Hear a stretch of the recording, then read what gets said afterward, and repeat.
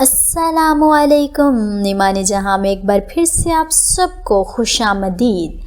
ہمارا ناول چل رہا ہے جنت کے پتے، جس کی رائٹر ہیں نمرہ احمد، اور آج اس کی قسط نمبر ہے 24۔ لیکن قسط کی طرف بڑھنے سے پہلے ہم تھوڑا سا ریویو لیتے ہیں پچھلی قسط کا، جس کے اندر ہم یہ جان پائے تھے کہ عبد الرحمن پاشا اور ڈولی کوئی اور نہیں بلکہ جہان سکندر ہی تھا، اور یہ سب صرف حیا کو اس لیے بتایا نہیں جا رہا تھا کیونکہ جہان سکندر چاہتا تھا کہ حیا سلیمان خود اس کو ڈھونڈے۔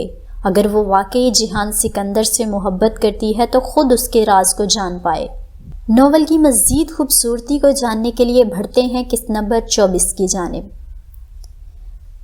بچپن کی یادیں اس کے ذہن میں بہت ٹوٹی پھوٹی، بکھری، مدھم مدھم سی تھی۔ باسفورس کا نیلا سمندر، سمندری بگلے، جہانگیر میں واقع ان کا گھر اور ادالار، اس کے دادا، یہ وہ سب تھے جو اس کے بچپن میں اس کے ساتھ تھے۔ دادا ابا کا ساتھ ان میں سب سے زیادہ اثر انگیز تھا۔ وہ اپنے ماں باپ کی ایک لوتی اولاد تھا، شادی کے 7ویں برس ملنے والی پہلی اور آخری اولاد، احمد شاہ کا اکلوتا پوتا۔ دادا کاروبار کے سلسلے میں ترکی آیا کرتے تھے۔ وہ فوج سے میجر ریٹائرڈ ہوئے تھے۔ وقت سے قبل ریٹائرمنٹ کی وجہ سے ان کی خرابی صحت تھی۔ فوج سے باعزت طور پر ریٹائرمنٹ کے بعد وہ اپنے ایک دوست کے ساتھ کاروبار میں شریک ہو گئے، اور تبھی وہ ترکی آئے اور پھر آتے جاتے رہے۔ ترکی میں ان کا علاج جو پاکستان میں ممکن نہ تھا، قدرے سستا ہوتا رہا۔ جب ابا کا تبادلہ ترکی ہوا تو ممی بھی ساتھ آئیں۔ دادا نے تبھی چند پیسے جوڑ کر جہانگیر کے علاقے میں زمین خریدی۔ وہ خوش قسمتی کا دور تھا۔ ابا نے بعد میں اس جگہ گھر بنوانا شروع کیا۔ وہ تبھی پیدا ہوا تھا۔ دادا کی گویا آدھی بیماری دور ہو گئی۔ وہ تب بہت خوش رہا کرتے تھے۔ باقی بچی آدھی بیماری کے بہترین علاج کی سہولتوں کے باعث وہ استنبول نہ چھوڑ سکے۔ اس وقت سلطنت ترکیہ اتنی ترقی یافتہ نہیں تھی۔ ابھی پایا کہ حکومت آنے میں کئی دہائیاں پڑی تھیں۔ پاپا یعنی طیب اردگان، مگر ترکی تب بھی خوبصورت تھا۔ ابا واپس چلے گئے تھے مگر ممی، دادا اور وہ ادھر ہی رہے۔ دادا بگڑتی صحت کے باعث کاروبار میں بہت زیادہ فائدہ نہ حاصل کر سکے، سو گھر کے حالات قدرے خراب ہوتے گئے۔ کچھ عرصہ قبل کی خوشحالی روٹھ گئی۔ ابا کی تنخواہ پہ گزارا کرنا تو ناممکن سی بات لگتی تھی۔ تبھی اس نے ممی کو کام تلاش کرتے اور پھر نوکری کرتے دیکھا۔ تب وہ بہت چھوٹا تھا، وہ عمر جس میں محنت اور مشقت کے معنی سمجھ سے بالا تر ہوتے ہیں۔ ممی ایک فیکٹری میں معمولی ملازمت کرنے لگی تھی۔ پتہ نہیں وہ کیا کام کرتی تھی، مگر ملک کے برے حالات کے باعث وہ نوکری ان کی تعلیمی قابلیت سے کم ہی تھی۔ گھر سے جیسے قسمت ہی روٹھ گئی تھی۔ دادا ابا کو کاروبار میں شدید گھاٹا ہوا، اور ناسازی صحت کے باعث ان کا کام کرنا نہ کرنا برابر ہو گیا، مگر وہ کام پھر بھی کرتے تھے۔ وہ محنت کرنے والے، مضبوط ہاتھوں والے، مشقت اٹھانے والے آدمی تھے۔ بظاہر رعب دار لگتے، مگر بات کرنے پہ اتنے ہی مہربان اور شفیق۔ جہان کو وہ کبھی بیمار نہیں لگتے تھے۔ روز صبح وہ اسے ساتھ لے کر واک پہ جایا کرتے تھے۔ وہ تھک جاتا مگر دادا نہیں تھکتے تھے۔ وہ بہت مضبوط، بہت بہادر انسان تھے۔ وہ اس کی آئیڈیل تھے، اس کے ہیرو۔ برا وقت کم نہیں ہوا، بڑھتا گیا۔ تو ایک روز اس نے دادا کو افسردہ دیکھا۔ جہانگیر والا گھر جو انہوں نے بہت چاہ سے بنوایا تھا، انہیں بیچنا پڑ رہا تھا۔ دادا، ہم وہ گھر کیوں چھوڑ رہے ہیں؟ جب وہ واک کے لیے باہر نکلے تو ان کا ہاتھ پکڑ کر چلتے ہوئے اس نے گردن اٹھا کر ان کو دیکھتے ہوئے پوچھا تھا۔ انہوں نے ملال سے اس کی طرف دیکھا، مگر بولے تو آواز مضبوط تھی۔ یہ گھر بہت بڑا ہے، ہماری ضرورت سے بھی زیادہ۔ اس کو بیچ کر ہم کوئی چھوٹا سا گھر لے لیں گے، ایک نیا گھر خریدیں گے۔ نہیں بیٹا، ہم ابھی اس کے متحمل نہیں ہیں کہ ایک نیا گھر خرید سکیں، مگر یہ بات تم اپنی ماں سے مت کرنا۔ تم تو جانتے ہو، یہ جان کر وہ غمگین ہوگی۔ کیا تم کو راز رکھنے آتے ہیں میرے بیٹے؟ اس نے فوراً اس بات میں سر ہلایا۔ جی دادا، مجھے راز رکھنے آتے ہیں۔ پھر انہوں نے جہانگیر چھوڑ دیا اور وہ سمندر کنارے قدرے خستہ حال جگہ پہ آ بسے۔ یہاں ان کا گھر چھوٹا اور پہلے سے کمتر تھا، کرائے کا گھر۔ تب اس کے قریب پھیلا ساحل سمندر آج کی طرح خوبصورت پختہ فٹ پاتھ سے مزین نہیں ہوتا تھا، بلکہ وہاں پتھروں کا کچا پکا سا ساحل تھا۔ بگلے ہر وقت وہاں پھڑپھڑاتے ہوئے اڑ کر آتے۔ دادا کہتے تھے استنبول مسجدوں کا شہر ہے، مگر جہان کو وہ ہمیشہ بگلوں کا شہر لگتا تھا۔ اپنے گھر کی بالکنی سے وہ ان بگلوں کو اکثر دیکھا کرتا تھا۔ شام میں وہاں بیٹھ کر وہ ان کو یوں شمار کرتا جیسے لوگ تارے شمار کرتے تھے۔ وہ تھک جاتا مگر بگلے ختم نہ ہوتے۔ وہ اب بھی صبح دادا کے ساتھ باسفورس کنارے واک پہ جایا کرتا تھا۔ وہ اپنی بیماری کے باوجود بہت تیز تیز چلا کرتے۔ جہان بگلوں کے لیے روٹی کا ٹکڑا پکڑے ان کی رفتار سے ملنے کی کوشش میں لگا رہتا، مگر وہ ہمیشہ آگے نکل جاتے، پھر رک جاتے اور تب تک نہ چلتے جب تک وہ ان کے ساتھ نہ آ ملتا۔ آپ رکتے کیوں ہیں دادا؟ وہ تنک کر پوچھتا۔ میں چاہتا ہوں کہ میرا بیٹا مجھ سے آگے نکلے، پیچھے نہ رہے۔ وہ اسے ہمیشہ میرا بیٹا کہتے تھے۔ بہت بعد میں اسے محسوس ہوا کہ وہ اپنے اصل بیٹے کو بھی بہت پسند نہیں کرتے۔ ابا عرصے بعد آیا کرتے اور جب بھی آتے دادا کے ساتھ تلخ کلامی ضرور ہو جاتی۔ ممی اب کسی جگہ سے کپڑوں پہ مختلف قسم کے موتیوں کا کام سیکھتی تھیں، ساتھ میں نوکری۔ ابا ان سے بھی لڑ پڑتے، مگر اس نے ہمیشہ اپنی ماں کو صبر شکر کر کے خاموشی سے اپنا کام کرتے دیکھا تھا۔ وہ ابا کو بہت رسان سے جواب دے کر انہیں خاموش کرا دیتی اور ساتھ ساتھ اپنا کام کرتی رہتی۔ ممی اور دادا یہ دونوں افراد کبھی فارغ نہیں بیٹھتے تھے۔ بیکار رہنا یہ لفظ ان کی لغت میں نہیں تھا۔ بہت بچپن سے وہ ان کی طرح بنتا گیا۔ اسے کام کی عادت پڑ گئی اور پھر اسے فارغ بیٹھنے کا مطلب بھول گیا۔ اسے بس اتنا معلوم تھا کہ وہ ورکنگ کلاس لوگ ہیں، انہیں ہر وقت کام کرنا چاہیے۔ فارغ صرف ان لوگوں کو بیٹھنا چاہیے جو امیر ہوں اور جن کے پاس ہر سہولت میسر ہو، جیسا کہ اس کے ماموں لوگ۔ وہ ان سے تب ہی مل پاتا جب کبھی شاذ و نادر وہ ترکی آتے۔ وہ اسے ہمیشہ ناپسند رہے تھے۔ اس کے دونوں بڑے ماموں رعبدار، دبنگ اور مغرور سے تھے۔ ان کے سامنے بیٹھ کر ہی لگتا کہ وہ بہت شاہانہ قسم کے لوگ ہیں، جبکہ وہ دادا اور ممی بہت غریب اور معمولی انسان ہیں۔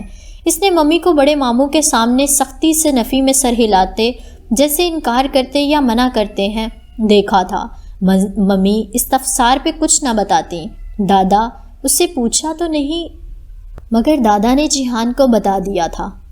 وہ تمہاری ممی کو پیسے دینا چاہتے ہیں مگر وہ نہیں لیتی۔ کیوں؟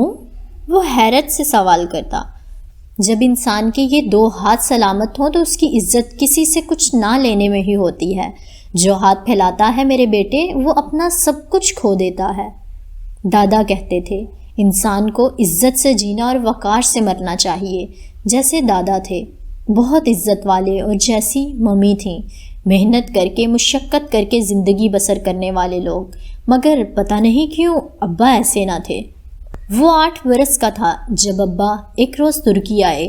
تب وہ ایک اعلیٰ عہدے پہ پہنچ کر کافی بہتر کمانے لگ گئے تھے، مگر تب بھی ان کے حالات نہ بدل پائے۔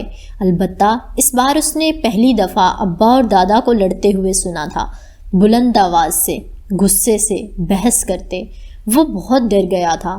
ممی اس وقت گھر پہ نہیں تھیں۔ ابا لڑ جھگڑ کر سامان پیک کر کے باہر چلے گئے اور دادا اپنے کمرے میں جا کر لیٹ گئے۔ رات وہ ڈرتے ڈرتے خاموشی سے دادا کے کمرے میں آیا۔ وہ چپ چاپ لیٹے تھے، لحاف اوڑے، چھت کو تکتے۔ ان کا چہرہ پیلا، سفید اور ستا ہوا تھا اور آنکھیں گلابی پڑ رہی تھیں۔ دادا، وہ دھیرے سے ان کے پاس آ بیٹھا۔ اس کی سمجھ میں نہیں آیا کہ انہیں کیا ہوا ہے۔ اس نے پوچھا کہ کیا وہ ٹھیک ہیں؟ انہوں نے کھانا کھایا ہے؟ ان کو کچھ چاہیے؟ دادا ابا نم آنکھوں سے اسے دیکھتے نفی میں سر ہلائے گئے۔ تمہیں پتہ ہے جہان، اپنے بوڑھے ہاتھوں میں اس کا چھوٹا سا ہاتھ تھام کر وہ اس کی آنکھوں میں دیکھتے کہنے لگے، سلطان ٹیپو کو جس نے دھوکہ دیا تھا وہ میر صادق تھا۔ اس نے سلطان سے دغا کیا اور انگریز سے وفا کی۔ انگریز نے انعام کے طور پہ اس کی کئی پشتوں کو نوازا، انہیں ماہانہ وظیفہ ملا کرتا تھا۔ مگر پتہ ہے جہان، جب میر صادق کی اگلی نسلوں میں سے کوئی نہ کوئی ہر ماہ وظیفہ وصول کرتا، عدالت آتا تو چپڑاسی صدا لگایا کرتا تھا، میر صادق غدار کے ورثہ حاضر ہوں۔ ایک آنسو ان کی آنکھ سے پھسلا اور تکیے میں جذب ہو گیا۔ میرے بیٹے، میری بات ہمیشہ یاد رکھنا، جیسے شہید قبر میں جا کر بھی سینکڑوں سال زندہ رہتا ہے، ایسے ہی غدار کی غداری بھی صدیوں یاد رکھی جاتی ہے۔ دن کے اختتام پہ فرق صرف اس چیز سے پڑتا ہے کہ انسان تاریخ میں صحیح طرح تھا یا غلط طرف پہ۔ پھر انہوں نے اس کا ہاتھ اپنے دونوں ہاتھوں میں پکڑ لیا۔ اسے آج بھی یاد تھا دادا کے ہاتھ اس روز کب کپا رہے تھے۔ میرے بیٹے، مجھ سے ایک وعدہ کرو گے؟ اس نے اس بات میں سر ہلایا۔ یہ تمہارا ملک نہیں ہے، مگر تم اس کا کھا رہے ہو، کبھی اس کو نقصان مت پہنچانا۔ لیکن وہ جو تمہارا ملک ہے نا، جس نے تمہیں سب کچھ دیا ہے اور تم سے کچھ نہیں لیا، اس کا کبھی کوئی قرض آ پڑے تو اسے اٹھا لینا۔ میں وہ بوجھ نہیں اٹھ سکتا جو تم پہ آن پڑا ہے، تم اسے اٹھا لینا۔ پھر انہوں نے لحاف میں جیسے جگہ بنائی۔ آؤ میرے ساتھ لیٹ جاؤ۔ وہ وہیں دادا کے بازو سے لگا ان کے لحاف میں لیٹ گیا۔ دادا بہت گرم ہو رہے تھے، ان کا بستر بھی بہت گرم تھا۔ اس کی آنکھیں بند ہونے لگیں، وہ سو گیا۔ صبح وہ اٹھا تو دادا فوت ہو چکے تھے۔ اس روز وہ بہت رویا تھا، ممی بھی بہت روئی تھی۔ اس نے پہلی بار جانا تھا کہ موت کیا ہوتی ہے، موت کی شکل اور حیت کیا تھی۔ وہ کچھ نہیں جانتا تھا سوائے اس کے کہ موت بہت سرد ہوتی ہے، دادا کے جسم کی طرح۔ اس نے بہت بار ان کا ماتھا، ان کی آنکھیں اور ہاتھوں کو چھوا۔ وہ برف ہو رہے تھے، سرد اور ساکن۔ اسی شام ایک سمندری بگلا ان کی بالکنی میں آ گرا تھا۔ وہ زخمی تھا، جب تک اس نے دیکھا وہ مر چکا تھا۔ جہان نے اسے دونوں ہاتھوں میں پکڑ کے دیکھا، وہ بھی سرد تھا، سرد اور سخت۔ یہی موت تھی۔ ابا ان کے ساتھ نہیں تھے، وہ کہاں تھے اسے نہیں معلوم تھا۔ بس ممی اور وہ دادا کو پاکستان لے آئے تھے، وہیں ان کو دفنایا گیا، وہیں وہ ابدی نیند جا سوئے۔ مگر ابا کا کوئی نام و نشان نہ تھا۔ ممی ان دنوں بہت غم زدہ رہتی تھی۔ غم بہت سے تھے، مگر تب وہ ان کی شدت کو نہیں سمجھتا تھا۔ وہ اپنے بڑے ماموں کے گھر تھا جب ایک روز ممی نے اسے بتایا کہ وہ اس کا نکاح ماموں کی بیٹی سے کر رہی ہے۔ کیوں؟ اس نے اپنا پسندیدہ سوال کیا تھا۔ کیونکہ کچھ ایسا ہوا ہے کہ شاید ہم پھر یہاں نہ آ سکیں۔ میں چاہتی ہوں کہ تعلق کی ڈور بندھی رہے، میرے بھائی مجھ سے نہ چھوٹیں۔ ممی نے اور بھی بہت کچھ کہا تھا، مگر اسے یاد نہیں تھا۔ اسے صرف دادا کی باتیں یاد تھیں، ماموں کا گھر، ممانیاں اور ان کے بچے۔ اسے کچھ بھی اچھا نہیں لگتا تھا۔ وہاں رہ کر اسے مزید احساس دلایا جاتا کہ وہ ان سے کمتر ہے۔ وہ بہت حساس ہوتا جا رہا تھا۔ اسے یاد تھا وہ اس روز فرقان ماموں کے کچن میں پانی لینے آیا تھا، جب اس نے اپنے سے تھوڑے سے بڑے داور کو غصے سے فریج کا دروازہ بند کرتے دیکھا تھا۔ نہیں، مجھے انڈا ہی کھانا ہے۔ سائمہ ممانی اس کو اصرار کر کے منانے کی کوشش کر رہی تھی، مگر وہ بگڑے انداز میں ضد کر رہا تھا۔ کیوں؟ انڈے ختم ہو گئے ہیں؟ میرے لیے انڈے کیوں نہیں بچے؟ دفعتاً اس کی نگاہ دروازے میں کھڑے بھورے بالوں والے لڑکے پہ پڑی تو اس کی آنکھوں میں مزید غصہ در آیا۔ یہ لوگ ہمارے گھر کے سارے انڈے کھا جاتے ہیں، یہ کیوں آئے ہیں ہمارے گھر؟ بس کرو داور، کوفتوں میں ڈال دیے تھے اسی لیے ختم ہوئے، میں منگوا دیتی ہوں ابھی۔ ممانی نے پتہ نہیں اسے دیکھا تھا یا نہیں، مگر وہ فوراً پلٹ گیا۔ اسے اپنے اندر سے ایک ہلکی سی آواز آئی تھی جو انڈے کو ضرب لگا کر توڑنے کی ہوتی ہے، جو کسی کی عزت نفس مجروح کرنے کی ہوتی ہے۔ اس روز کھانے میں نرگسی کوفتے بنے تھے۔ اسے کوفتوں میں انڈے دکھائی دیے تو اس نے پلیٹ پرے کر دی۔ رات کو بھی اس نے کھانا نہیں کھایا۔ اس کا اب ماموں کے گھر کسی بھی شے کو کھانے کا دل نہیں چاہتا تھا، انڈے تو کبھی بھی نہیں۔ ممی رات کو بہت حیرت سے وجہ پوچھنے لگی تو اس نے صاف صاف وہ وجہ بتا دیا جو صبح ہوا تھا۔ ممی چپ ہو گئی، پھر انہوں نے اس سے ٹوسٹ اور ساتھ کچھ اور لا دیا۔ جتنے دن وہاں رہے اس نے انڈوں کو ہاتھ تک نہیں لگایا۔ ممی نے ایک دفعہ بھی اصرار نہیں کیا، وہ پہلے سے بھی زیادہ غمزدہ لگتی تھی۔ وہ واپس آئے تو چند روز بعد ابا بھی آ گئے۔ وہ اب ان کے ساتھ رہتے تھے، مگر گھر کا ماحول بہت تلخ اور خراب ہو گیا تھا۔ ممی اور ابا کی اکثر لڑائی ہو جاتی، ابا ہی بولتے رہتے، ممی خاموشی سے کام کیے جاتی۔ اس نے بھی اپنی ماں کی عادت اپنا لی، وہ بھی خاموشی سے ممی کا ہاتھ بٹاتا رہتا۔ پھر جلد ہی انہوں نے استنبول چھوڑ دیا۔ صرف ایک گھر، ایک شہر نہیں، انہوں نے بہت سے گھر اور بہت سے شہر بدلے۔ وہ جیسے کسی سے بھاگ رہے تھے، کسی سے اور کیوں وہ نہیں جانتا تھا، مگر اس نے ابا کو پھر ہمیشہ پریشان اور مضطرب ہی دیکھا۔ زیادہ عرصہ نہیں گزرا، وہ 10 برس کا تھا جب اس نے جان لیا کہ ابا کس سے بھاگتے تھے، اور یہ اس نے تب جانا جب اس نے دنیا کا سب سے خوبصورت آدمی دیکھا۔ ان دنوں وہ انطاکیہ میں تھے، ابا کے ایک دوست کے فارم ہاؤس میں۔ وہ کمرے ان کے پاس تھے۔ ممی ان لوگوں کے باڑے اور کھیت میں کام کرتی تھیں۔ وہ فصل کے دن تھے۔ انطاکیہ میں کٹائی کے موسم کی خوشبو بسی تھی۔ فارم کی چھت پہ چڑھ کر دیکھو تو دور شام کی سرحدی باڑ دکھائی دیتی تھی۔ وہ اکثر وہاں سے شام کی سرزمین کو دیکھا کرتا تھا، مگر اس رات وہ سو رہا تھا جب اس نے وہ آواز سنی۔ وہ ایک دم اٹھ بیٹھا۔ ممی ادھر نہیں تھی، ان کو آج رات دیر تک فصل کا کام نپٹانا تھا، وہ جانتا تھا۔ پھر آواز کس کی تھی؟ جیسے کوئی درد سے چلایا تھا۔ آواز ساتھ والے کمرے سے آئی تھی۔ وہ فوراً بستر سے اترا۔ وہ ڈرا نہیں، وہ میجر احمد شاہ کا بہادر پوتا تھا۔ اس نے سلیپرز پہنے اور دروازہ کھول کر باہر آیا۔ دوسرا کمرہ جو سامان کے لیے استعمال ہوتا تھا اس کی بتی جلی ہوئی تھی۔ جیہان نے اس کا دروازہ دھکیلا تو وہ کھلتا چلا گیا۔ اندر کا منظر بہت بھیانک تھا۔ کمرے میں چیزیں ادھر ادھر بکھری تھیں، جیسے بہت دھینگا مشتی کی گئی ہو۔ ابا ایک کونے میں شل سے کھڑے تھے۔ ان کے ہاتھ میں ایک چاقو تھا جس کے پھل سے خون کے قطرے ٹپ ٹپ گر رہے تھے۔ وہ خود بھی جیسے شوق سے ہوئے سامنے فرش پہ دیکھ رہے تھے جہاں کوئی اوندھے منہ گرا ہوا تھا۔ ابا، اس نے پکارا، جسے کرنٹ کھا کر انہوں نے سر اٹھایا۔ اسے دیکھ کر انہوں نے آنکھوں میں خوف درایا۔ انہوں نے گھبرا کر چاقو پھینکا۔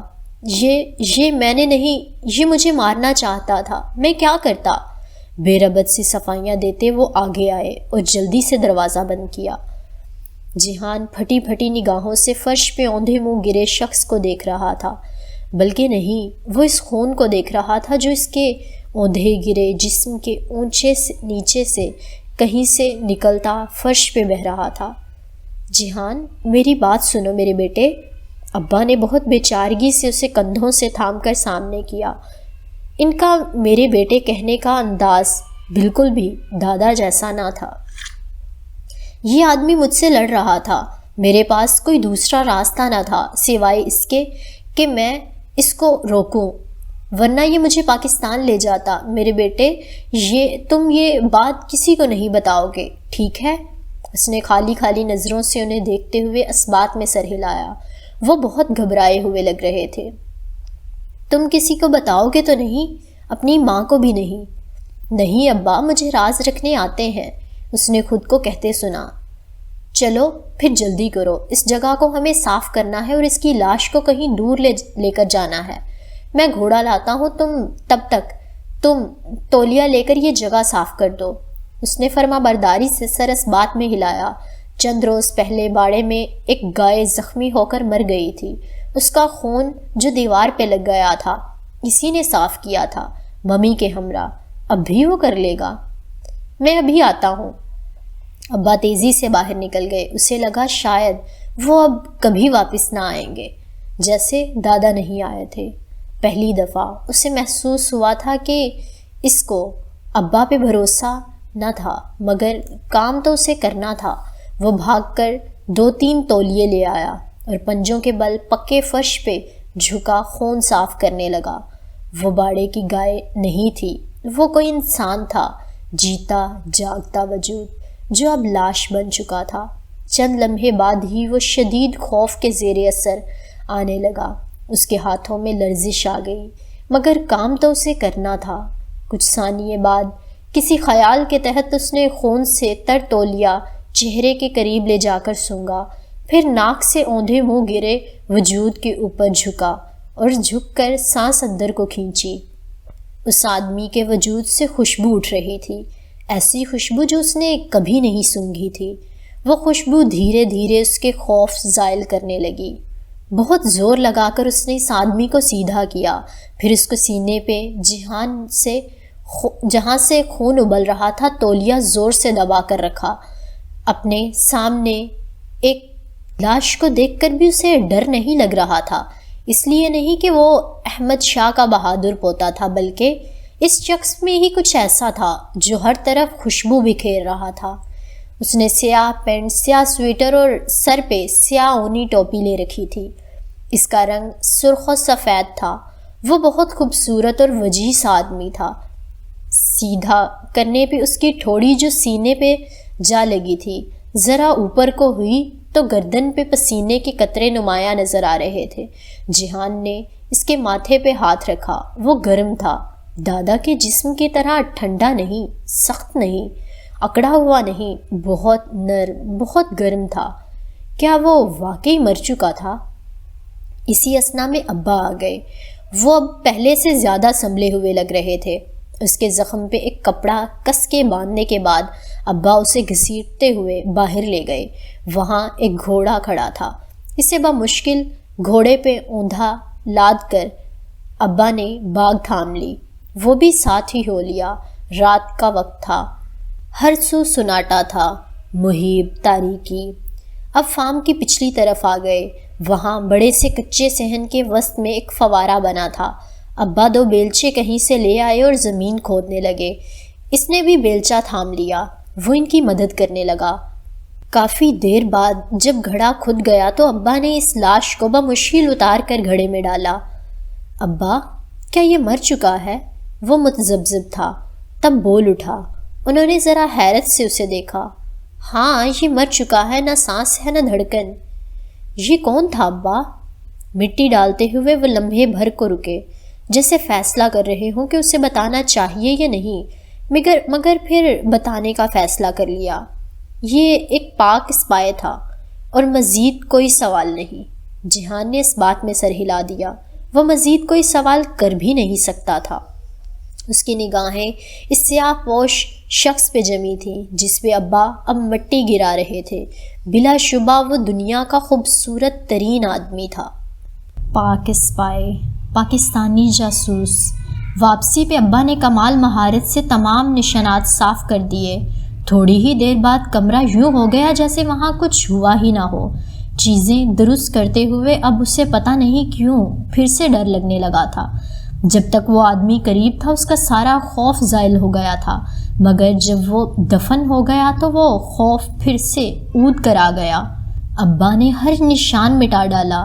ممی کو بھی کچھ پتہ نہ لگ سکا، مگر اسے یاد تھا دادا کہا کرتے تھے انسان جس جگہ پہ جو کرتا ہے اس کا اثر وہ اس جگہ پہ چھوڑ جاتا ہے، آثار ہمیشہ وہیں رہتے ہیں۔ وہ کہتے تھے کہ یہ سورہ یاسین میں لکھا ہے۔ وہ یہ بھی کہتے تھے کہ انسان جو بولتا ہے اس کے الفاظ ہوا میں ٹھہر جاتے ہیں، آثار کبھی نہیں مٹتے۔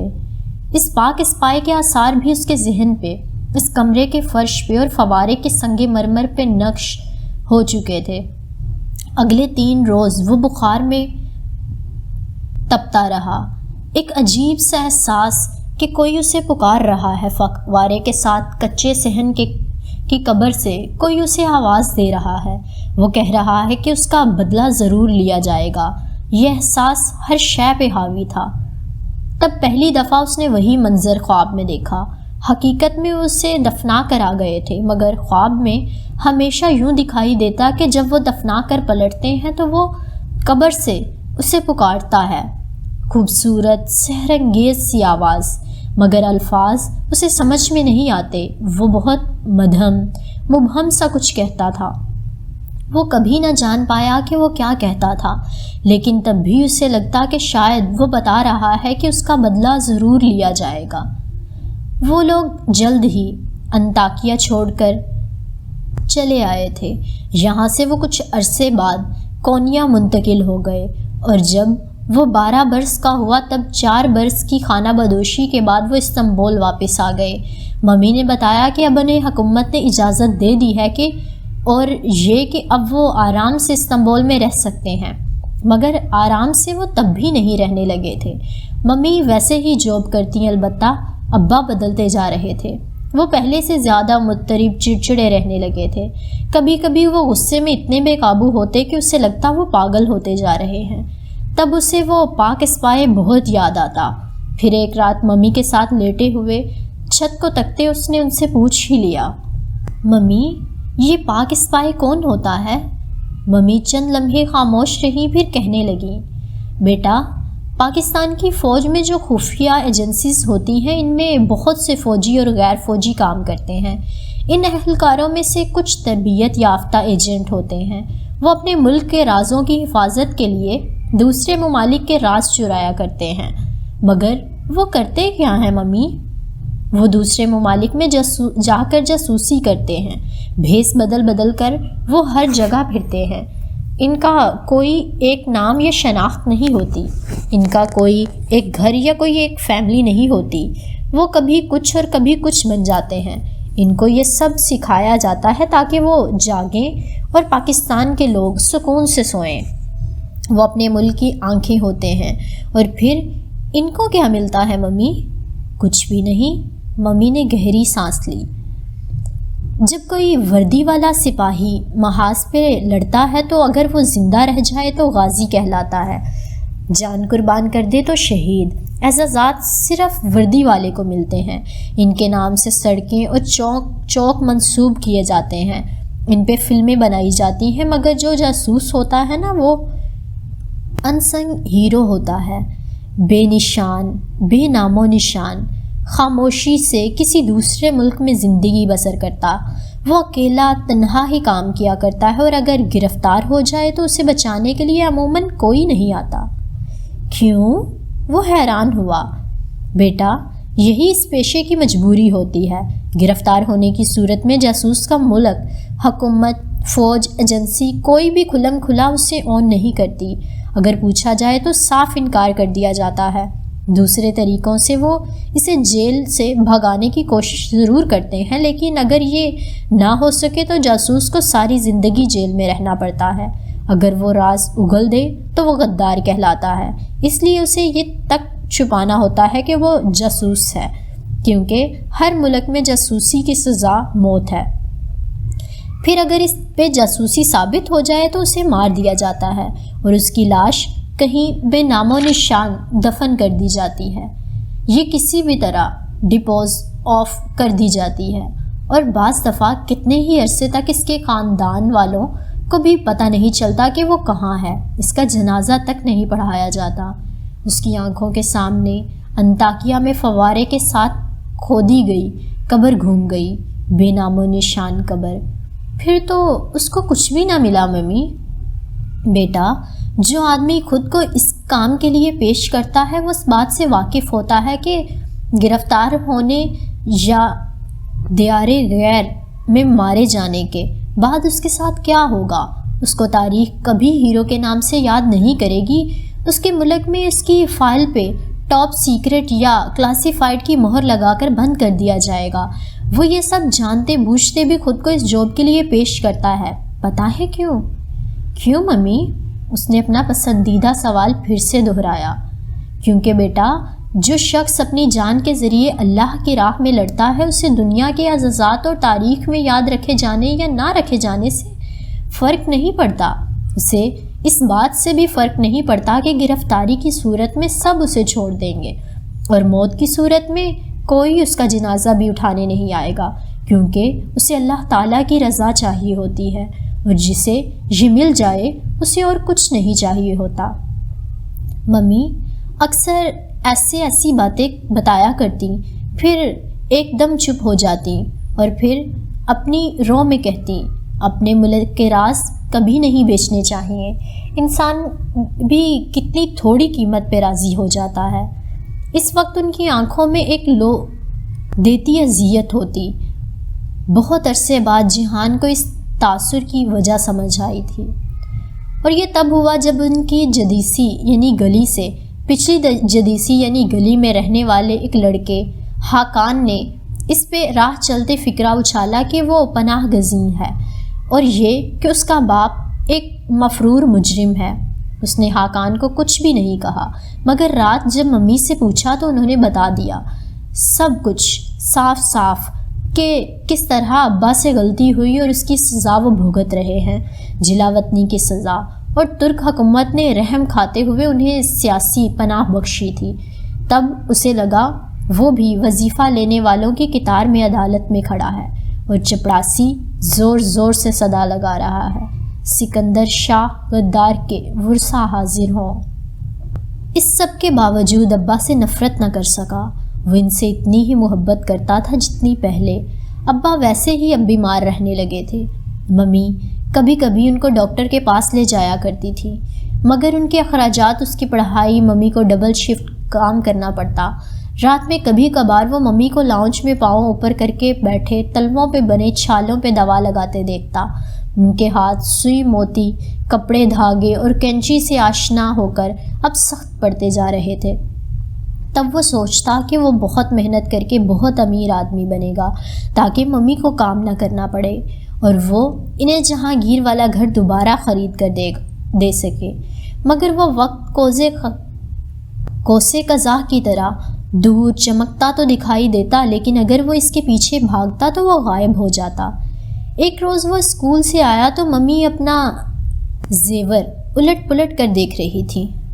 ان کے چہرے کے افسردہ تاثرات کو دیکھتے ہوئے ان کے پاس آ بیٹھا۔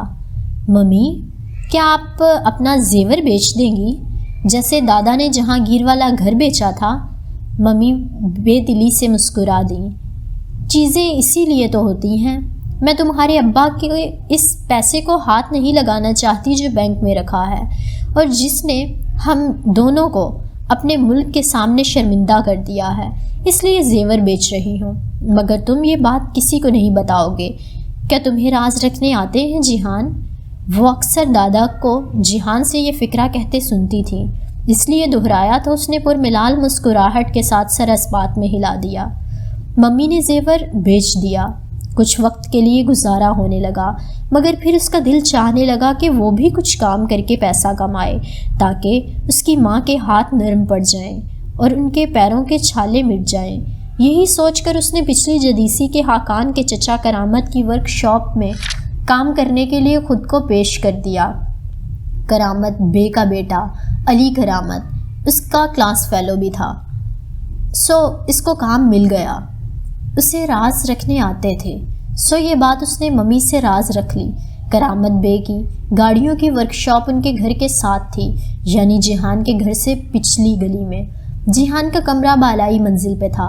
اگر وہاں سے کھڑے ہو کر دیکھا جائے تو کرامت بے کا گھر اور ورک شاپ دونوں دکھائی دیتی تھی۔ ورک شاپ گلی کے بالکل نکڑ پہ تھی۔ اس سے آگے دوسری گلی میں مڑو تو کمرشل ایریا شروع ہو جاتا تھا۔ ایک روز ممی نے اس کے کمرے کی کھڑکی سے جھانکا تو ورک شاپ میں ہاتھ منہ کالا کیے کام کرتا نظر آ گیا۔ یہ وہ وقت تھا جب وہ کھیلنے کے لیے جانے کی اجازت لے کر جایا کرتا تھا اور ممی کو علم ہوتا تھا کہ وہ علی کرامت کے گھر جا رہا ہے۔ آج ان کو پتہ لگ گیا کہ وہ اصل میں کہاں جاتا تھا۔ جب وہ گھر آیا تو انہوں نے ساری بات دہرا دی، مگر نہ اسے ڈانٹا نہ خفا ہوئی۔ تم ورک شاپ میں کام کرو، اخبار بیچو یا پھولوں کے گلدستے بناؤ، کبھی ان کاموں میں اتنا پیسہ نہیں کما سکو گے کہ اپنی پوری کتابیں بھی خرید سکو۔ اس کے باوجود میں تمہیں نہیں روکوں گی۔ میں اپنے بیٹے کو مضبوط اور محنتی دیکھنا چاہتی ہوں۔ اس نے ہمیشہ کی طرح اس بات میں سر ہلا دیا۔ کمائی نہ ہونے کے برابر تھی، مگر پھر بھی اسے کام کرنا اچھا لگتا تھا۔ اس نے ممی سے کہا کہ وہ بڑا ہو کر میکینک بنے گا۔ ممی خوب ہنسی۔ ابھی تم نے زندگی میں بہت کچھ دیکھنا ہے، بہت سے پیشے دیکھ کر تم کہو گے تمہیں وہی بننا ہے، لیکن اصل میں انسان کو وہی پیشہ اپنانا چاہیے جس کے مطابق اس کی صلاحیت ہو۔ ابھی یہ فیصلہ بہت دور ہے کہ تم کیا بنو گے، مگر تب بھی وہ جانتا تھا کہ وہ مکینک ہی بنے گا، یہی اس کی منزل تھی۔ پھر کبھی کبھی وہ خواب میں اسے ستاتا، وہ خواب جس نے اس برسوں میں کبھی اس کا پیچھا نہیں چھوڑا تھا، وہ پاک اسپائے اور اس کا روشن چہرہ۔ تب اس کی خواہش ہوتی کہ وہ بھی اس جیسا ہی بنے، لیکن پھر وہ ڈر جاتا، معلوم نہیں کیوں۔ اس کا یہ خوف، یہ عجیب سا الجھن بھرا ڈر کب نکلا؟ شاید تب جب اس نے فریحہ سے دشمنی مول لی۔ فریحہ کرامت بے کی بھائی کی بیوی تھی، دراز قد، اسمارٹ، خوبصورت، سبز آنکھوں اور کندھوں تک گرتے اخروٹی بالوں والی۔ اس کا لباس، اس کا اٹھنا بیٹھنا، اس کے ناز و انداز، سب میں ایک شاہانہ سی جھلک ہوتی تھی۔ وہ بہت مغرور، بہت طرح سی تھی۔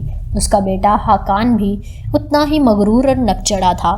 فریحہ کا شوہر ایکان معمولی صورت کا تھا، جبکہ کرامت بے کافی وجیح تھے۔ اسی لیے حاکان، جو عمر میں جہان سے 2 برس ہی بڑا تھا، ہر جگہ اپنی ماں کے حسن کے قصے سنایا کرتا تھا۔ وہ لوگ پیچھے سے عرب تھے، آپس میں عربی بولا کرتے۔ ایک روز فریحہ ایکان نے ان کے اسکول آئی تو حاکان نے سب کے سامنے اپنی ماں کو گلاب کا پھول پیش کرتے ہوئے عربی میں کچھ کہا۔ میں انتا مرہ جمیلہ ہی سمجھ سکا۔ اس نے علی کرامت سے مطلب پوچھا تو اس نے بتایا کہ مرہ جمیلہ بہت بہت خوبصورت عورت کو کہتے ہیں۔ اسے انت بھی بھول گیا، صرف مرہ جمیلہ ذہن پہ نقش رہ گیا۔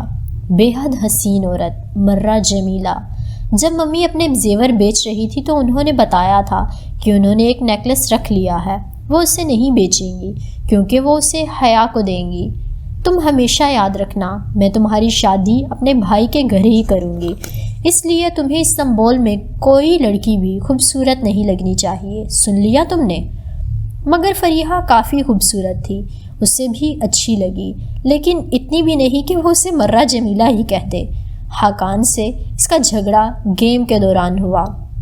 ورکشاپ میں کام ختم کر کے وہ جدیسی میں کھیلتے علی کرامت، حاکان اور دوسرے لڑکوں کے ساتھ آج شریک ہوا تھا۔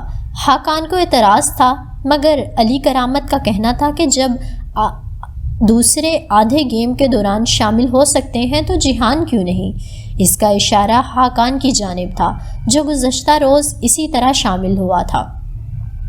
مجھ میں اور اس میں فرق ہے، میں حاکان ایکان رضا ہوں اور یہ ایک پناہ گزین کی اولاد۔ جہان نے ہاتھ میں پکڑی سرخ گیند کھینچ کر اس کو دے ماری۔ اس نے سر بر وقت نیچے کر لیا، مگر پھر تن فن کرتا آگے بڑھا۔ تھوڑی سی مار کٹائی کے بعد لڑکوں نے انہیں چھڑا لیا۔ وہ وہاں سے یوں بکھرے کہ حاکان کا ہونٹ پھٹا ہوا تھا اور جہان کی نکیر پھوٹی ہوئی تھی۔ گھر آ کر اس نے چپ چاپ خون صاف کر لیا۔ اصل اذیت اس تانا کی تھی جو اسے دیا گیا تھا، جیسے منہ پہ چابک دے مارا ہو۔ وہ تکلیف بہت زیادہ تھی۔ پھر ابا کہ وہ خلاف بھی نہ جا سکتا تھا، شاید اس لیے کہ اس کی ماں نے کبھی اسے اس کے باپ کے خلاف نہیں ابھرا تھا، بلکہ ہمیشہ یہی سکھایا کہ نفرت گناہ سے کی جاتی ہے، گناہ گار سے نہیں۔ حاکان نے البتہ چپ چاپ اپنے خون نہیں صاف کیا۔ اس کا ثبوت یہ تھا کہ فریحہ تن فن کرتی ان کے گھر آتی، بلند آواز اور رعونت سے اس کو بہت سی باتیں سنا کر گئی تھی۔ اس کا شوہر کاروباری آدمی تھا اور مالی حالات کرامت بے سے اچھے تھے۔ اسے اسی پیسے کا غرور تھا۔ یہی نہیں، اس نے جا کر میونسپلٹی والوں سے بات بھی کی کہ ان سیاسی پناہ گزینوں کو کہیں اور رہائش اختیار کرنے کا کہا جائے، ورنہ وہ ماحول خراب کریں گے۔ ممی کو اس بات کا علم نہ ہو سکا، وہ گھر پہ نہیں تھی۔ ابا ان دنوں بیمار رہنے لگے تھے، سو کمرے میں تھے۔ اس نے اکیلے فریحہ کی باتیں سنی مگر چپ رہا۔ میونسپلٹی والی بات اسے علی نے بتائی۔ اس کا دل جیسے ٹوٹ سا گیا، ابا کی وجہ سے بلکہ اس کے اپنے جھگڑے کی وجہ سے۔ ان کو یہ گھر چھوڑنا پڑے گا۔ اتنی مشکل سے ممی خرچے کی گاڑی کھینچ رہی تھی، اب ان کو مزید تکلیف سہنی پڑے گی۔ وہ بہت پریشان ہو گیا۔ تم ان باتوں سے پریشان مت ہو بچے، کوئی نہ کوئی راستہ نکل آئے گا۔ راستہ ہمیشہ ہوتا ہے، بس ڈھونڈنا پڑتا ہے۔ علی کی بات سن کر اس کی ممی نے کہا تھا۔ اس نے سر اٹھا کر ان کو دیکھا۔ وہ اس وقت کچن سلیب کے سامنے کھڑی تھیں۔ وہ باہر کام سے آئی تھیں اور ابھی انہوں نے اسکارف سے کیا گیا نقاب اتارا تھا۔ اب وہ ٹیشو سے چہرے پہ آیا پسینہ تھپ تھپا رہی تھی۔ ان کا رنگ سیاہ تھا، وہ مصری تھیں، مصری سیاہ فام، مگر پھر بھی ان کے چہرے پہ ایسی روشنی، ایسا نور تھا کہ وہ نگاہ نہیں ہٹا سکتا تھا۔ اسے وہ بہت خوبصورت لگتی تھی۔ اس دن ان کی بات سن کر وہ خاموشی سے اٹھ گیا، مگر بعد میں مارکیٹ جا کر اس نے ایک کارڈ خریدا اور اس پہ انگریزی میں لکھا "یو آر مائی مرہ جمیلہ"، ساتھ میں ان کا نام اور فقط میں اپنا نام لکھ کر اس نے کارڈ کو خط کے لفافے میں ڈالا اور گوند سے لفافہ بند کر دیا۔ اس کا ارادہ تھا کہ صبح جا کر چپکے سے یہ ان کو دے آئے گا۔ ٹھیک ہے کہ ممی نے کہا تھا کہ اس کو کوئی دوسری لڑکی خوبصورت نہیں لگنی چاہیے، مگر وہ لڑکی تو نہ تھی، وہ تو ایک درمیانی عورت کی خاتون تھی، اپنی جیٹھانی فریحہ سے بالکل مختلف۔ جس پل وہ کارڈ اپنے بیگ میں رکھ رہا تھا، اسے کھڑکی کے باہر کچھ دکھائی دیا۔ اس نے جلدی سے بتی گل کی اور کھڑکی کے شیشے کے سامنے آ کھڑا ہوا۔ باہر رات پھیلی تھی۔ فریحہ کا گھر جہاں کرامت بے اور ایکان دونوں کے خاندان اکٹھے رہتے تھے، اور کرامت بے کی ورک شاپ سامنے دکھائی دے رہی تھی۔ ورک شاپ کے دروازے کے پاس دو ہیولے سے کھڑے تھے، ایک لاک کھول رہا تھا جبکہ دوسرا ساتھ میں چپکا کھڑا تھا۔ لاک کھول کر وہ اندر چلے گئے۔ جب دروازہ بند کرنے کے لیے وہ سایہ پلٹا تو اسٹریٹ پول کی روشنی ان دونوں پہ پڑی۔ لاک کھولنے والے شخص کا چہرہ واضح ہوا، جو کرامت بے کا تھا، جبکہ اس کے پیچھے موجود لڑکی اسی وقت پلٹی تھی۔ روشنی نے اس کے اخروٹی بالوں کو چمکایا اور پھر دروازہ بند ہو گیا۔ فریحہ، اور وہ بھی کرامت بے کے ساتھ اس وقت! استنبول میں رہنے والے ایک 13 سالہ لڑکے کے لیے یہ سب سمجھنا کچھ مشکل نہ تھا، مگر یقین کرنا اور اس دھوکے کو جذب کرنا یہ بہت مشکل تھا۔ وہ کتنی ہی دیر تحیر کے عالم میں وہیں بیٹھا رہا تھا۔ پھر ہر رات اس نے ان پہ نظر رکھنی شروع کر دی۔ وہ ہر رات نہیں آتے تھے، وہ 2-3 دن بعد آیا کرتے۔ قریباً 1 مہینے بعد اس نے فریحہ کو سر راہ اس وقت روکا جب وہ صبح واک پہ تیز تیز چلتی جا رہی تھی۔ "لیڈی ایکان، کیا آپ مجھے 1 منٹ دے سکتی ہیں؟" فریحہ نے گردن موڑ کر کچھ اچنبھے، کچھ نخوت سے اسے دیکھا۔ "بولو۔" ثانیہ کی باتیں تب بھی اس کے ذہن میں گھوم رہی تھیں جب وہ اپنے اپارٹمنٹ بلڈنگ کی لفٹ سے نکلا۔ پرانی یادیں کسی ٹوٹے کانچ کی سی صورت میں گھپ گئی تھیں۔ ان کو کھینچ کر نکالنے کی تکلیف کا تصور ہی جان لیوا تھا۔ اس نے سست روی سے فلیٹ کے دروازے میں چابی گھمائی اور دروازہ کھولا تو اوپر کہیں سے پانی سے بھری ڈبی آ گری۔ وہ اینڈ ڈور میٹ پہ گری تھی اور کارپیٹ گیلا ہو گیا تھا۔ اس نے توجہ دیے بغیر دروازہ بند کیا۔ وہ اکثر ایسی چیزیں گھر میں چھوڑ دیتا تھا۔ اگر ڈبی ابھی گری تھی تو اس کا مطلب تھا کہ اس کے بعد فلیٹ میں کوئی داخل نہیں ہوا تھا۔ ڈبی دوبارہ بھر کے رکھی جا سکتی تھی، مگر کارپیٹ پہ نشانات ضرور ملتے۔ اس کے باوجود عادت سے مجبور اس نے اندر آ کر کچن کی کھڑکی کی کنڈی چیک کی، پھر باتھ روم کی روشن دان کو دیکھا۔ سب کچھ ویسا ہی تھا جیسا وہ چھوڑ کر گیا تھا۔ اس نے ٹی وی آن کیا اور لیپ ٹاپ گود میں رکھ کر پاؤں لمبے کر کے میز پہ رکھے صوفے پہ بیٹھ گیا۔ وہ ان تمام ڈاکیومنٹس کو دیکھنا چاہتا تھا جو ثانیہ نے اسے اس کالے پرس میں ڈال کر دیے تھے جب اسے حیا بھی نظر آئی تھی۔ ثانیہ نے فائل پہ 6 حرفی پاس ورڈ لگا دیا تھا۔ وہ اسے بتا چکی تھی کہ پاس ورڈ کیا تھا۔ اگر وہ اس سے کچھ بھی لیتا تو اس کو اس فائل پہ یہی پاس ورڈ لگانے کا کہا کرتا تھا، ARP۔ لمحے بھر کو اس کے دھیان بھٹک کر ادالار میں اپنے ہوٹل گرینڈ کے آفس کے باہر لگی تختی کی طرف چلا گیا۔ وہاں بھی اس نے یہی لکھوا رکھا تھا۔ اس سے عمومی تاثر یہی پڑتا تھا کہ ARP کا مطلب عبد الرحمن پاشا ہے، جبکہ ایسا نہیں تھا۔ وہ جب بھی خود کو ARP لکھتا، وہ اس سے مراد کبھی بھی عبد الرحمن پاشا نہیں لیا کرتا تھا۔ ARP کا مطلب اس کے نزدیک کچھ اور تھا۔ فائلز کا مطالعہ کرتے ہوئے بھی وہ ذہنی طور پر الجھا ہوا تھا۔ ممی نے صبح اسے جتنی تاکید سے کہا تھا کہ وہ ماموں سے مل لے، اب اگر وہ نہیں جائے گا تو وہ ہرٹ ہوں گی، اور یہی وہ چیز تھی جو وہ نہیں چاہتا تھا۔ اسے جانا ہی پڑے گا۔ وہ جتنا اس رشتے اور ان رشتہ داروں سے احتراز برتنے کی کوشش کر رہا تھا، اب اتنے ہی وہ اس کے سامنے آ چکے تھے۔ بہت بے دلی سے اس نے لیپ ٹاپ بند کیا اور پھر کلائی پہ بندی گھڑی دیکھی۔ رات کے 9 بج رہے تھے۔ ماموں کا گھر یہاں سے 10 منٹ کی ڈرائیو پہ تھا۔ کیا وہ ابھی چلا جائے؟ گاڑی آج اس کے پاس نہیں تھی، سروس کے لیے دی ہوئی تھی، اسے کل ملنا تھا۔ اگر ہوتی تب بھی وہ ٹیکسی پر ہی جاتا، کیونکہ وہ ان کو یہی تاثر دے گا کہ وہ ترکی سے آج آیا ہے، 2 ہفتے قبل نہیں۔ البتہ وہ ان کے گھر رکے گا نہیں، واپس آ جائے گا، کہہ دے گا کہ وہ ہوٹل میں رہائش پذیر ہے وغیرہ وغیرہ۔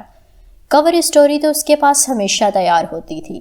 وہ اٹھا، اپنی جیکٹ پہنی، جوگرز کے تسمے باندھے اور والیٹ اٹھا کر جانے لگا۔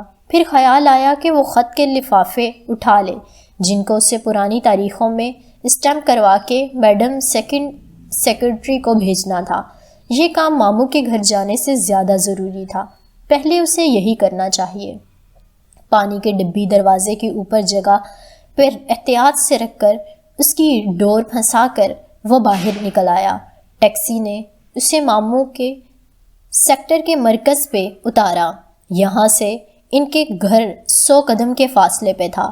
جس دن وہ اسلام آباد پہنچا تھا، اس نے یوں ہی سرسری سا وہ راستہ سمجھ لیا تھا۔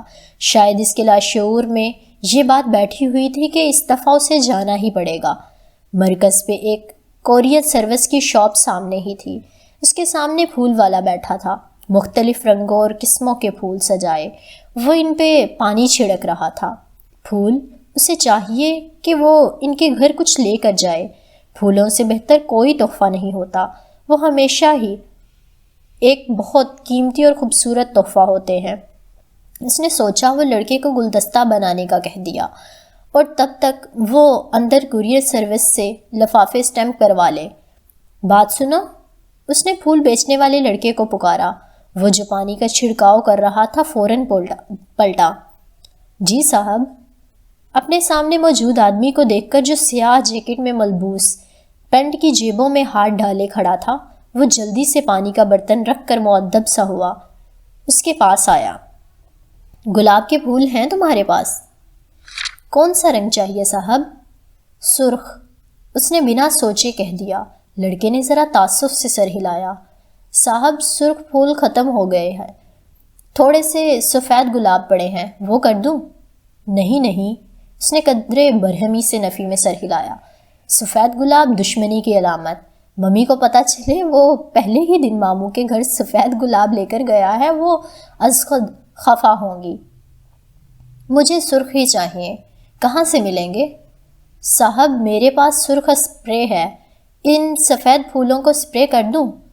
قسم سے صاحب اتنی مہارت سے کروں گا بالکل پتہ نہیں چلے گا۔ ہاں یہ ٹھیک ہے، یہی کر دو۔ اس نے اس بات میں سر کو جنبش دی۔ نقلی سرخ رنگ کے گلاب سفید گلاب سے پھر بھی بہتر تھے۔ پھولوں والا لڑکا جلدی باسکٹ سے سفید گلاب نکالنے لگا۔ تم گلدستہ بناؤ، میں آتا ہوں۔ اس کی رفتار دیکھ کر وہ جان گیا کہ ابھی اسے کافی وقت لگے گا، اس لیے وہ اندر کوریئر شاپ کی طرف بڑھ گیا۔ اسے اگر کسی شے سے از خود چڑ تھی تو وہ وقت ضائع کرنے سے تھی۔ کوریئر شاپ میں وہ 2 افراد کھڑے اپنے اپنے لفافے جمع کروا رہے تھے۔ ڈیسک کے پیچھے بیٹھا پی کیپ پہنے لڑکا کمپیوٹر پہ مصروف نظر آ رہا تھا۔ وہ خاموشی سے جا کر ایک کونے میں کھڑا ہو گیا۔ دفعتاً ملازم لڑکے نے ٹائپ کرتے ہوئے سر اٹھا کر دیکھا۔ جہان پہ نظر پڑتے ہی اس کے چہرے پہ شناسائی کی رمق ابھری۔ وہ جلدی کام نپٹانے لگا۔ دونوں افراد کو فارغ کر کے وہ اس کی طرف متوجہ ہوتے ہوئے کھڑا ہو گیا۔ جی احمد بھائی، کوئی خدمت؟ ہاں، ایک چھوٹا سا کام ہے۔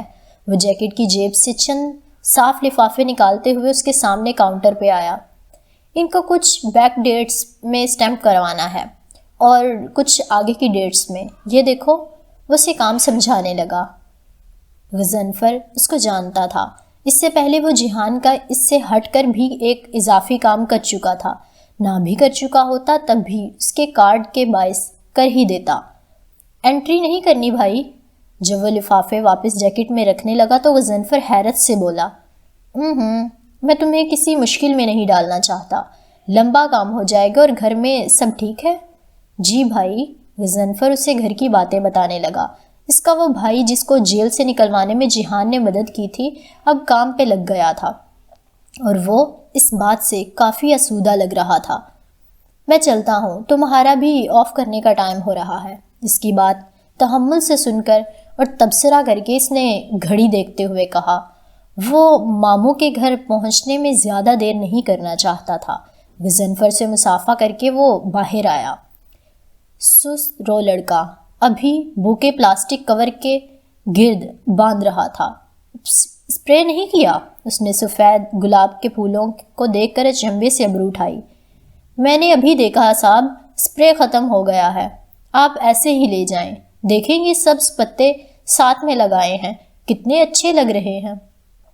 اچھا، زیادہ لیکچر مت دو، کتنے پیسے ہوئے؟ ناگواری سے ٹوکتے ہوئے اس نے بٹوا نکالا، اندر سے چند نوٹ نکالے۔ اس کی نگاہ اپنے سروس کارڈ پہ پڑی۔ کیا ماموں کو یہ دکھانا تھا؟ نہیں، ابھی بہت جلدی ہوگا۔ پہلے اسے ان کا اعتماد جیتنا ہوگا اور وہ ان کی نازک اندام مغرور سی لڑکی ان سب لوگوں کی زندگی کا حصہ بننا مشکل لگ رہا تھا۔ بوکے چھوٹا سا تھا، اس کے پہلو میں لٹکے ہاتھ میں لاپرواہی سے پکڑے وہ سڑک کے کنارے چلنے لگا۔ ماموں کا گھر یہاں سے قریب تھا مگر وہ کچھ دیر مرکز کی سڑکوں کے کنارے چلنا چاہتا تھا۔ ابھی وہ صرف اپنی سوچوں کو مجتمع کرنا چاہتا تھا۔ وہ کیا چاہتا تھا؟ وہ خود بھی پریقین نہیں تھا، یا پھر وہ جو چاہتا تھا اسے کہنے سے ڈرتا تھا۔ ماں سے کہنے کو تو وہ سوچ بھی نہیں سکتا تھا مگر خود سے تو کہہ ہی سکتا تھا، اور اصل بات وہی تھی جو ثانیہ نے آج دوپہر میں کہی تھی۔ وہ واقعی اپنے ماموں سے ڈرتا تھا، وہ ان کے تانوں سے ڈرتا تھا۔ اتنے سالوں بعد بھی وہ ان کے سامنے سر اٹھانے سے ڈرتا تھا، مگر ممی کہتی تھی وقت بدل گیا ہے، فرقان ماموں اور سلیمان ماموں نرم ہو گئے ہیں۔ البتہ پچھلے برس ہونے والی سلیمان ماموں سے ملاقات کے بعد اسے کوئی خوش فہمی نہیں رہی تھی کہ ان کے مزاج کی سختی اور غرور ختم ہو گیا ہے، وہ ویسے ہی تھے۔ فرق یہ تھا کہ اب سلیمان ماموں کو اپنی بیٹی کی فکر تھی، اب وہ بیٹی والے تھے۔ ان کا ہاتھ نیچے تھا اور اس کا اوپر۔ پہلے کی بات اور تھی، تب ان کی بیٹی چھوٹی تھی، انہیں مستقبل کی فکر نہیں تھی، لیکن اب اس کی شادی کی عمر تھی، رشتے بھی آتے ہوں گے، اب وہ اس فرض سے سبکدوش ہونا چاہتے ہوں گے۔ ان کی پہلی ترجیح ان کا بھانجا ہی تھا، کوئی بھی اپنی خوشی سے بچپن کا نکاح نہیں توڑتا۔ سلیمان ماموں سے بھی اسے یہی امید تھی کہ وہ اس رشتے کو ختم کرنا چاہتے ہوں گے، نہ وہ خود چاہتا تھا، لیکن نبھانا، یہیں آ کر وہ رک جاتا تھا۔ یہ رشتہ نبھانا بہت مشکل تھا۔ وہ ایسی چھوٹی سوچ کا حامل آدمی تو نہ تھا کہ پرانے انتقام لینے کے لیے ان کی بیٹی کو لٹکائے رکھتا۔ یہ بھی ٹھیک تھا کہ وہ ان سے مل لے تاکہ وہ دونوں فریقین دیکھ لیں کہ یہ رشتہ چل سکتا ہے یا نہیں۔ اگر اسے محسوس ہوا کہ وہ نبھا سکتا ہے تو ممی کو آگاہ کر دے گا، اور اگر اسے لگا کہ وہ نہیں نبھا پائے گا تو وہ پھر اسی مقام پہ آ کر رک گیا۔ ممی ہرٹ ہوں گی، اور یہ وہ آخری چیز تھی وہ جو نہیں کرنا چاہتا تھا۔ اتنے سال اگر اس نے جان بوجھ کر ماموں کی فیملی سے لا تعلقی اختیار کیے رکھی تو اس لیے کہ دور اندر وہ یہ رشتہ نہیں چاہتا تھا۔ سڑک کنارے سر جھکا کر چلتے اس نے خود سے سچ بولنے کا فیصلہ کر ہی لیا۔ وہ خود ہی یہ رشتہ نہیں چاہتا تھا۔ اس کی یہ ساری بے رخی، لا تعلقی اور اعتراض برتنا سب لاشعوری طور پر اسی لیے تھا کہ وہ لوگ تنگ آ کر خود ہی رشتہ ختم کر دیں اور وہ ماں کو دکھ دینے کے بوجھ سے آزاد ہو جائے۔ یہ الگ بات تھی کہ یہ خود کو دھوکہ دینے کے علاوہ اور کچھ نہ تھا۔ جو بھی یہ رشتہ ختم کرے ذمہ دار تو وہی ہوتا۔ اس کے خشک رویے کے باعث ہی یہ رشتہ ٹوٹے گا۔ لیکن وہ لوگ اس سے اور کیا توقع رکھتے تھے؟ کس نے کہا تھا انہیں کہ اپنے چھوٹے چھوٹے بچوں کا رشتہ طے کر دیں؟ اسے کبھی کبھی ان سب ذمہ داران پہ از خود غصہ چڑھتا تھا۔ ممی پہ البتہ نہیں چڑھتا، کبھی بھی نہیں۔ وہ صرف اپنے بھائیوں کے ساتھ تعلق قائم رکھنا چاہتی تھی۔ انہوں نے جو کچھ کیا بس رشتے بچانے کے لیے ہی کیا۔ وہ جان بوجھ کر ماں کو شک کا فائدہ دے دیا کرتا تھا، مگر ماموں کو نہیں۔ بے انصافی ہے تو بے انصافی ہی صحیح۔ بہت دیر وہ سڑکوں پہ بے مقصد چلتا، سوچوں میں گلتا رہا۔ وہ بھی ان کے گھر نہیں جانا چاہتا تھا، مگر ماں کے سامنے اس کے میں ابھی ذہنی طور پر تیار نہیں، اور یہ بہت جلدی ہے۔ مجھے سوچنے کا وقت دیں جیسے بہانے نہیں چلتے تھے۔ اسے ایک دفعہ جانا ہی پڑے گا۔ گھڑی کی سوئیاں 10 سے اوپر آ چکی تھیں جب اس نے خود کو سلیمان ماموں کے گھر کے بیرونی گیٹ کے سامنے کھڑے پایا۔ گیٹ بند تھا، اندر گھر کی بتیاں جل رہی تھیں۔ اس کی نگاہیں ساتھ والے گیٹ پر پھسلیں۔ وہ فرقان ماموں کا گھر تھا۔ وہ پہلے ایک دن آ کر یہ گھر دیکھ گیا تھا، اور پھر فیس بک پہ روہیل نے ان دونوں گھروں کے اندر باہر کی اتنی تصاویر لگا رکھی تھیں کہ اسے اندرونی نقشہ بھی حفظ تھا۔ وہ ان دونوں وسیع و عریض اور خوبصورت بنگلوں کے سامنے سڑک پہ گویا کسی دوراہے پہ کھڑا تھا۔ اندر جائے یا یہیں سے پلٹ جائے، اسے صرف ایک بہانہ درکار تھا، اس گھر اور اس کے مکینوں سے دور بھاگنے کا۔ صرف ایک وجہ ڈھونڈ لے اور واپس پلٹ جائے، لیکن کوئی وجہ تھی ہی نہیں۔ اسے اندر جانا ہی تھا۔ دفعتاً فرقان ماموں کے گیٹ کے پیچھے کھڑکا ہوا، اور پھر بولنے کی آوازیں، قریب آتے قدم۔ وہ غیر اختیاری طور پر تیزی سے ایک طرف ہوا۔ کالونی میں نیم اندھیرا سا تھا۔ گھروں کی بیرونی بتیاں بھی اس جگہ کو روشن کرنے میں ناکام تھیں۔ وہ فرقان ماموں کے گیٹ کے دہنی طرف ایک گھاس سے بھرے جنگلے کی اوٹ میں ہو گیا۔ گیٹ سے فرقان ماموں چند افراد سمیت باہر نکل رہے تھے۔ شلوار قمیض میں ملبوس مسکراتے ہوئے وہ خوش اخلاقی سے اپنے مہمانوں کو چھوڑنے باہر آئے تھے۔ مہمان 3 مرد حضرات تھے جن کی کار سڑک کے پار ایک خالی پلاٹ کے سامنے کھڑی تھی۔ یہاں سے ذرا دور، نہ جانے کیوں، ماموں اب ان افراد کے ساتھ باتوں میں مگن اسی طرف جا رہے تھے۔ پیچھے گیٹ کھلا رہ گیا تھا۔ گارڈ، چوکیدار فی الوقت کوئی بھی نہ تھا۔ شادی قریب تھی، سو مصروفیت نے ملازموں کو بھی گھیر رکھا تھا۔ وہ اندھیری جگہ پہ دم سادھے کھڑا فرقان ماموں کو دیکھتا رہا۔ دل میں ایک عجیب سی ہوک اٹھی تھی۔ پرانی باتیں پھر سے یاد آنے لگی تھیں۔ اس نے بے اختیار سر جھٹکا اور جیسے امڑتی یادوں کو رفع کرنا چاہا۔ ماموں اب اپنے مہمانوں کی گاڑی کے ساتھ کھڑے ان سے کچھ کہہ رہے تھے۔ اسے یوں وقت ضائع ہونے پہ الجھن ہو رہی تھی۔ چند منٹ وہ کھڑا رہا، مگر جب اسے لگا کہ ماموں اور ان مہمانوں کی گفتگو لمبی ہوتی جا رہی ہے تو وہ جنگلے کے عقب سے نکل آیا۔ وہ لوگ بہت دور تو نہیں تھے، البتہ ایسے رخ سے کھڑے تھے کہ کسی کا بھی چہرہ گیٹ کی جانب نہ تھا۔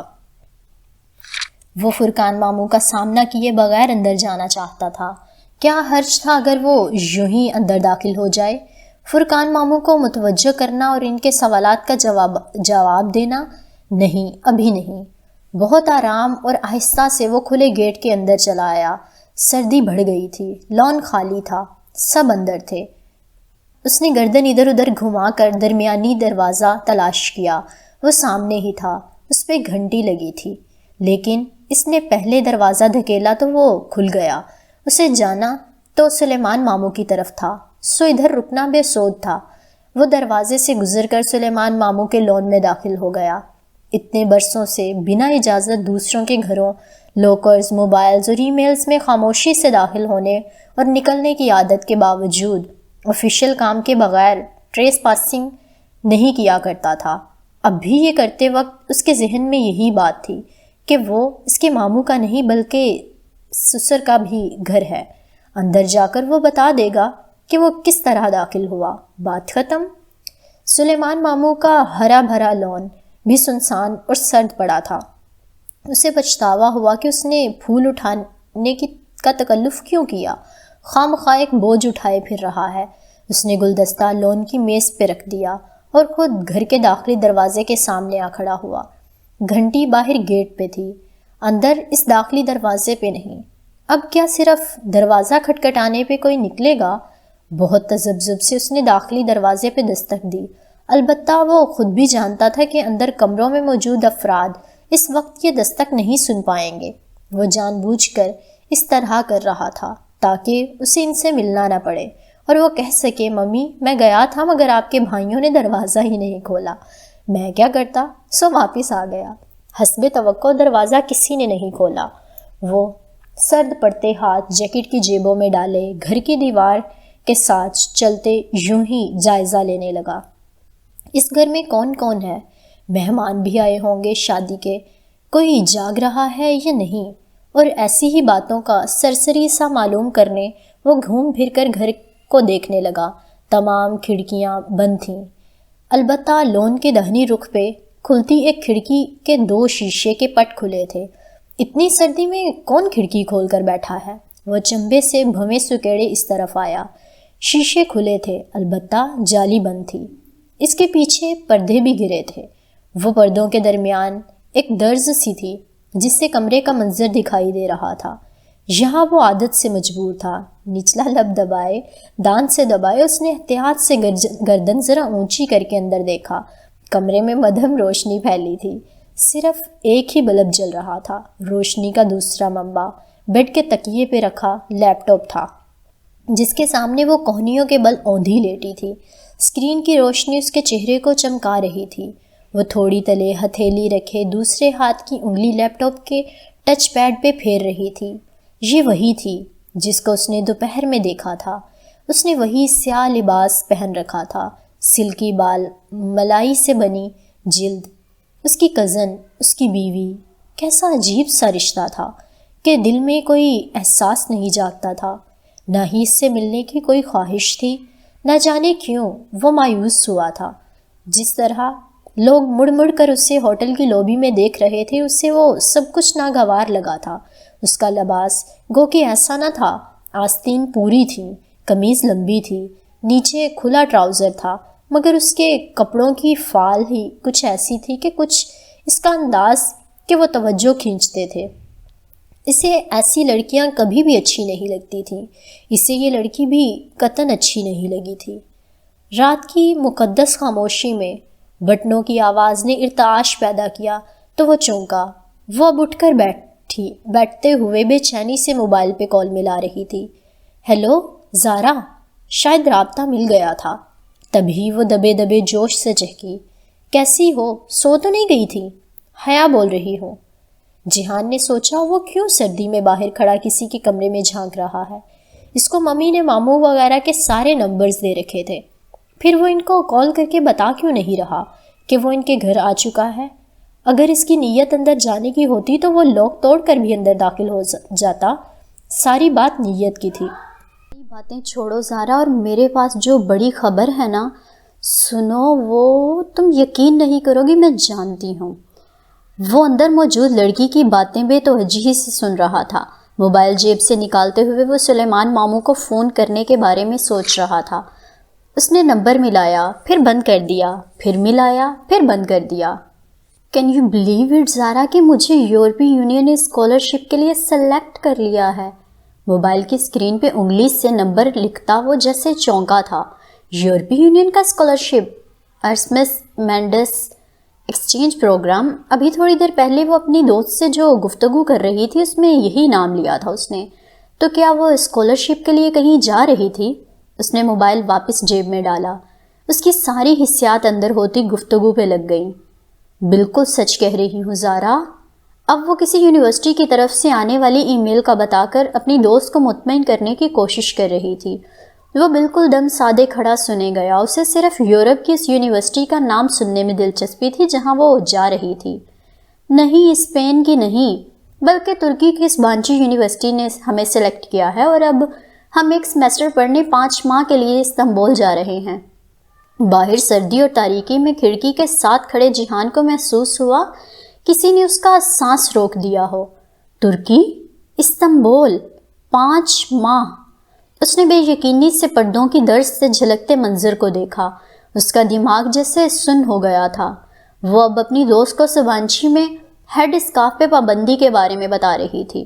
اس کی توجہ پھر بھٹک گئی۔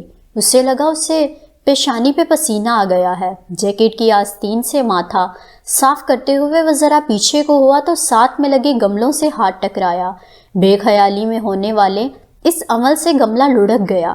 نیچے گھاس تھی، اس لیے وہ ٹوٹا نہیں، مگر پتوں کی ہلکی سی کھڑکھڑاہٹ بھی اندر سنائی دی تھی۔